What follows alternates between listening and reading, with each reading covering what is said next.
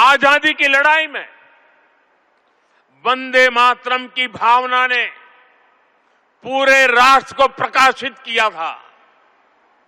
लेकिन दुर्भाग्य से 1937 में वंदे मातरम के महत्वपूर्ण पदों को उसकी आत्मा के एक हिस्से को अलग कर दिया गया था। वंदे मातरम को तोड़ दिया गया था, उसके टुकड़े किए गए थे। वंदे मातरम के इस विभाजन ने देश के विभाजन के बीज भी बो दिए थे। राष्ट्र निर्माण का ये महामंत्र, इसके साथ ये अन्याय क्यों हुआ, ये आज की पीढ़ी को भी जानना जरूरी है, क्योंकि वही विभाजनकारी सोच देश के लिए आज भी चुनौती बनी हुई है। वंदे वंदे वंदे मातरम ये एक शब्द, एक मंत्र है, एक ऊर्जा है, एक स्वप्न है, एक संकल्प है। वंदे मातरम ये एक शब्द मां भारती की साधना है, मां भारती की आराधना है। वंदे मातरम ये एक शब्द हमें इतिहास में ले जाता है। ये हमारे आत्मविश्वास को, हमारे वर्तमान को आत्मविश्वास से भर देता है और हमारे भविष्य को ये नया हौसला देता है कि ऐसा कोई संकल्प नहीं, ऐसा कोई संकल्प नहीं जिसकी सिद्धि न हो सके, ऐसा कोई लक्ष्य नहीं जो हम भारतवासी पा न सके। वंदे मातरम का मूल भाव क्या है? वंदे मातरम का मूल भाव है भारत, मां भारती। भारत की शाश्वत संकल्पना, वो संकल्पना जिसने मानवता के प्रथम पहर से खुद को गढ़ना शुरू कर दिया, जिसने युगों युगों को एक एक अध्याय के रूप में पढ़ा, अलग अलग दौर में अलग अलग राष्ट्रों का निर्माण, अलग अलग ताकतों का उदय, नई नई सभ्यताओं का विकास, शून्य से शिखर तक उनकी यात्रा और शिखर से पुनः शून्य में उनका विलय, बनता बिगड़ता इतिहास, दुनिया का बदलता भूगोल, भारत ने ये सब कुछ देखा है। इंसान की इस अनंत यात्रा से हमने सीखा और समय समय पर नए निष्कर्ष निकाले। हमने उनके आधार पर अपनी सभ्यता के मूल्यों और आदर्शों को तराशा, उसे गढ़ा। हमने, हमारे पूर्वजों ने, हमारे ऋषियों ने, मुनियों ने, हमारे आचार्यों ने, भगवंतों ने हमारे देशवासियों ने अपनी एक सांस्कृतिक पहचान बनाई। हमने ताकत और नैतिकता के संतुलन को बराबर समझा और तब जाकर भारत एक राष्ट्र के रूप में वो कुंदन बनकर उभरा जो अतीत की हर चोट सहता भी रहा और सहकर भी अमरत्व को प्राप्त कर गया। भाइयों बहनों, भारत की ये संकल्पना उसके पीछे की वैचारिक शक्ति है। उठती गिरती दुनिया से अलग अपना स्वतंत्र अस्तित्व बोध,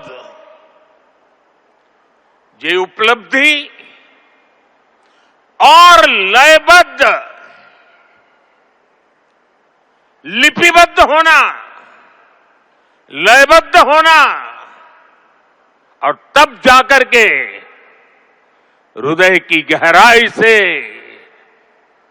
अनुभवों के निचोड़ से, संवेदनाओं की असीमता को प्राप्त कर करके वंदे मातरम जैसी रचना मिलती है। और इसलिए गुलामी के उस कालखंड में वंदे मातरम इस संकल्प का उद्घोष बन गया था और वो उद्घोष था भारत की आजादी का। मां भारती के हाथों से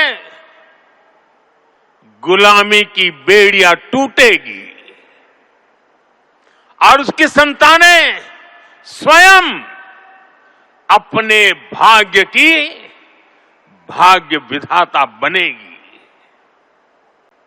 साथियों, गुरुदेव रविंद्रनाथ ठाकुर ने एक बार कहा था, बंकिम चंद्र की आनंद मठ केवल उपन्यास नहीं है, ये स्वाधीन भारत का एक स्वप्न है। आप देखिए, आनंद मठ में वंदे मातरम का प्रसंग, वंदे मातरम की एक एक पंक्ति के, बंकिम बाबू के एक एक शब्द के, उसके हर भाव के अपने गहरे निहितार्थ थे, निहितार्थ है। ये गीत गुलामी के कालखंड में रचना तो जरूर हो गई उस समय, लेकिन उसके शब्द कुछ वर्षों की गुलामी के साए में कभी भी कैद नहीं रहे। वो गुलामी की स्मृतियों से आजाद रहे। इसलिए वंदे मातरम हर दौर में, हर कालखंड में प्रासंगिक है। इसने अमरता को प्राप्त किया है। वंदे मातरम की पहली पंक्ति है, सुजलाम सुफलाम मलयज शीतलाम सच्य श्यामलाम मातरम, अर्थात प्रकृति के दिव्य वरदान से सुशोभित हमारी सुजलाम सुफलाम मातृभूमि को नमन। साथियों, यही तो भारत की हजारों साल पुरानी पहचान रही है। यहां की नदियां, यहां के पहाड़, यहां के वन वृक्ष और यहां की उपजाऊ मिट्टी, ये धरती हमेशा सोना उगलने की ताकत रखती है। सदियों तक दुनिया भारत की समृद्धि की कहानियां सुनती रही थी। कुछ ही शताब्दी पहले तक ग्लोबल जीडीपी का करीब 1/4 हिस्सा भारत के पास था। जब बंकिम बाबू ने वंदे मातरम की रचना की थी, तब भारत अपने उस स्वर्णिम दौर से बहुत दूर जा चुका था।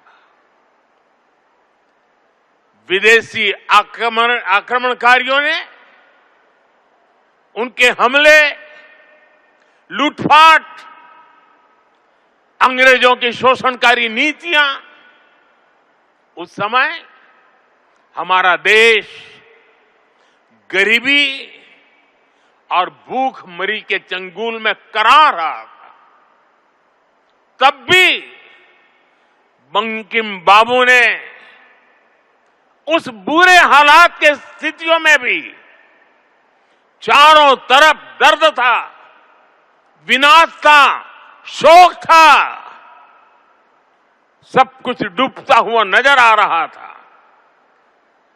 ऐसे समय बंकिम बाबू ने समृद्ध भारत का आह्वान किया, क्योंकि उन्हें विश्वास था कि मुश्किलें कितनी भी क्यों न हो, भारत अपने स्वर्णिम दौर को पुनर्जीवित कर सकता है।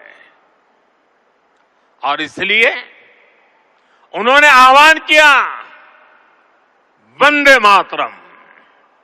साथियों, गुलामी के उस कालखंड में भारत को नीचा और पिछड़ा बताकर जिस तरह अंग्रेज अपनी हुकूमत को जस्टिफाई करते थे, इस प्रथम पंक्ति ने उस दुष्प्रचार को पूरी तरह से ध्वस्त करने का काम किया।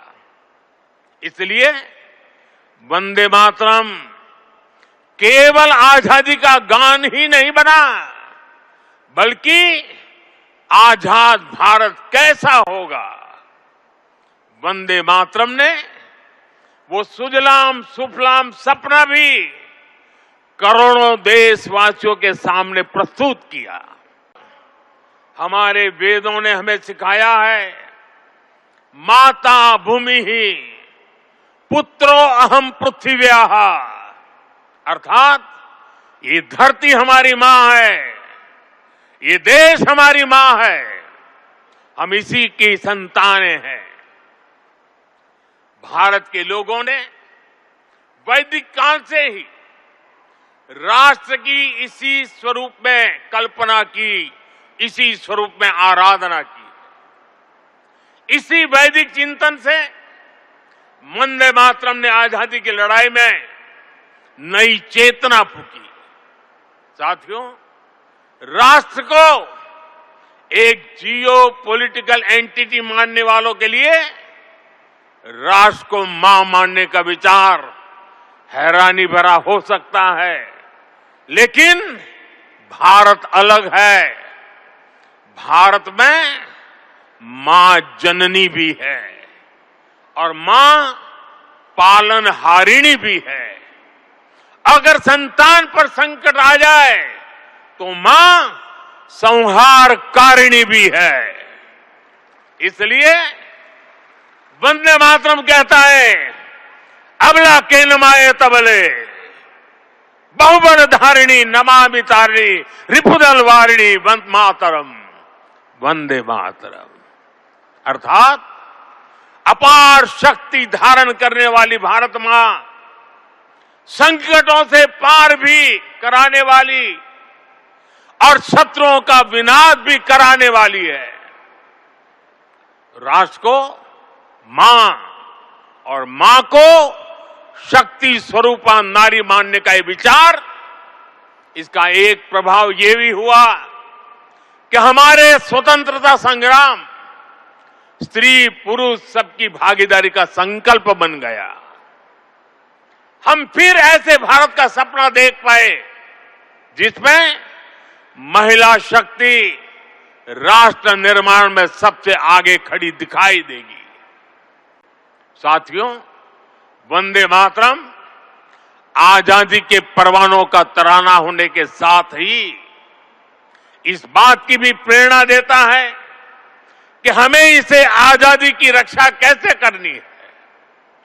बंकिम बाबू के पूरे मूल गीत की पंक्तियां हैं, तम ही दुर्गा 10 प्रहरण धारिणी, कमला कमल दल विहारिणी, वाणी विद्यादायिनी, नमामि त्वम नमामि कमलाम, अमलाम अतुलाम, सुजलाम सुबलाम, मातरम वंदे मातरम।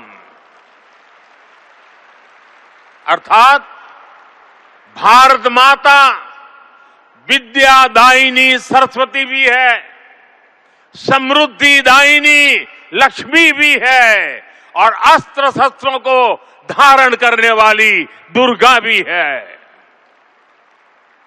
हमें ऐसे ही राष्ट्र का निर्माण करना है जो ज्ञान, विज्ञान और टेक्नोलॉजी में शीर्ष पर हो, जो विद्या और विज्ञान की ताकत से समृद्धि के पर शीर्ष पर हो और जो राष्ट्रीय सुरक्षा के लिए आत्मनिर्भर भी हो। साथियों, बीते वर्षों में दुनिया भारत के इसी स्वरूप का उदय देख रही है। हमने विज्ञान और टेक्नोलॉजी की फील्ड में अभूतपूर्व प्रगति की है। हम दुनिया की 5वीं बड़ी अर्थव्यवस्था बनकर उभरे और जब दुश्मन ने आतंकवाद के जरिए भारत की सुरक्षा और सम्मान पर हमला करने का दुस्साहस किया तो पूरी दुनिया ने देखा नया भारत मानवता की सेवा के लिए अगर कमला और विमला का स्वरूप है तो आतंक के विनाश के लिए 10 प्रहरण धारिणी दुर्गा भी बनना जानता है।